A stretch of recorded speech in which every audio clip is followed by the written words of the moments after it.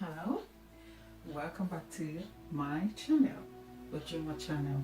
My name is Ujunwa, and today I just want to touch some few things that have been keeping me worried, and that thing is about the thing happening where I come from. I'm an Igbo lady, and I come from Biafra land. That's Igbo land. And a lot of terrible things lately is happening in that part of the world where I come from. I don't live in Africa. I don't live there at the moment. I live in the diaspora, but I have family and friends who still live over there. And every day I think about their welfare and especially their life. I feel so sorry that at the end of the day, we the Igbos are, found in this situation. Igbo people are lovely and beautiful people. We are very social. We are very hardworking. We are people who accept any condition you throw at us. Yeah. We accept people. We build community. Even in a foreign land, we'll make sure that we help to betterment of life that exists there and even the environment itself. We are very, very hardworking people. We always like to challenge ourselves and be in competition with what is going on and whoever is around us. But what is going on in Biafra land right now makes me shed tears every day I see the news. On the social media, on news that comes from the media over there. I worry for my mom, I worry for my brothers and sisters, I worry for my friends, my in-laws, and everyone who is part of me living there. And that is why I'm here, begging that whoever that come from that side of the world, living in the diaspora, should speak out. Over there, you can say the truth. You can speak out the way I'm doing right now, and the government will come after you.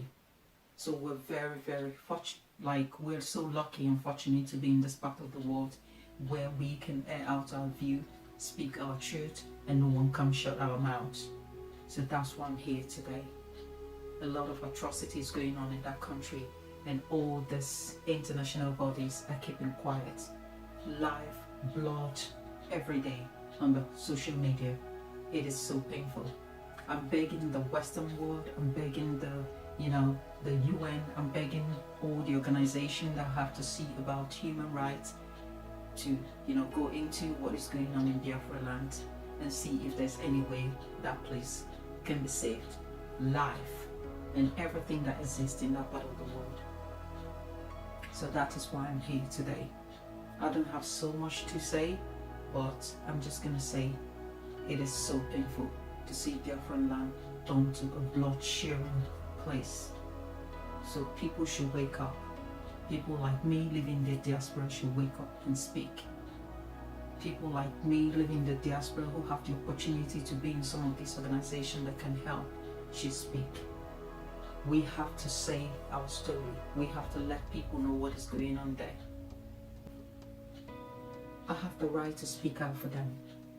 I have the right to say and plead the international body to look into what is going on in Biafra land today. Biafra land is a paradise in this world. It's a beautiful place, but it's turning to a bloodshed zone. It's turning to where people live in perpetual poverty. Life being taken down every now and then. I am scared of my family member and my friends who still live in that part of the world, and that is why I'm here to speak out and pleading that the international body come in.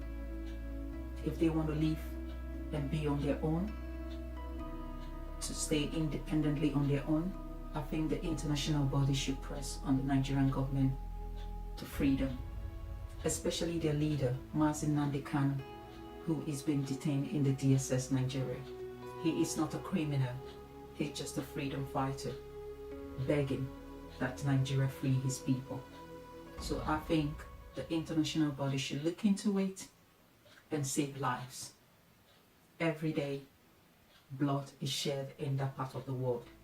And it's high time every one of us living in the diaspora have to speak out and let the world know what is going on.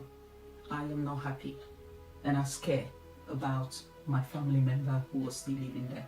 And that is why I'm here. So please help me share this message so that the world will know what is going on. Thank you for listening to me, and I'll see you soon. Bye.